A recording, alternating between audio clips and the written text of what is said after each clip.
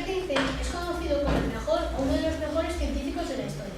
Nació el 14 de marzo de 1879 y murió el 18 de abril de 1955 en los Estados Unidos.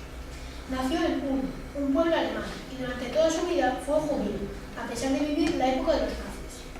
Al año de nacer, la familia se trasladó a Múnich con su tío, porque por las dificultades económicas por las que pasaba la familia. Ahí sus padres y su tío crearon una empresa de ingeniería eléctrica para reemplazar la otra empresa que falló. Ahí estudió en una escuela católica, a pesar de ser judío. Siempre fue un mal estudiante, y de hecho sus padres pensaron que era retrasado, ya que tardó mucho en aprender a hablar, pero por fin aprendió a hablar. En 1894, cuando Albert tenía 15 años, se volvieron a mudar, esta vez a Milán, porque había tenido una hija llamada Maya, y el presupuesto de su trabajo no les daba para vivir. Ahí, a los 5 años, se compraron una casa con jardín en la que Maya y Einstein pasaban horas jugando. Cuando tenía 17 años, se volvieron a mudar, toda la familia, a Suiza, para que así el joven científico no tuviera que hacer la mili, y a los 18 años se matriculó en la escuela de Zúrich, donde estudió matemáticas y ciencias físicas durante 4 años.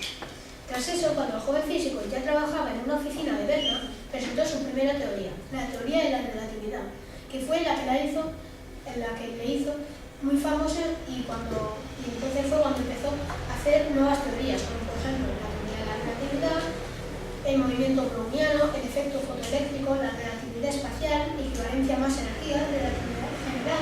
Pero la más destacada de estos últimos meses ha sido la de las ondas gravitacionales, la que se confirmó el 14 de septiembre de 2015, pero Albert ya la había descubierto hace unos 100 años.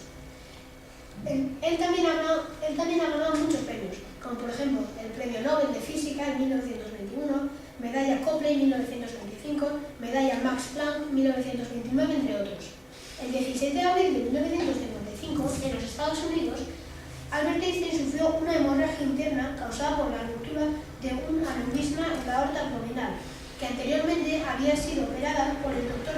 Rudolf Nissen en 1948.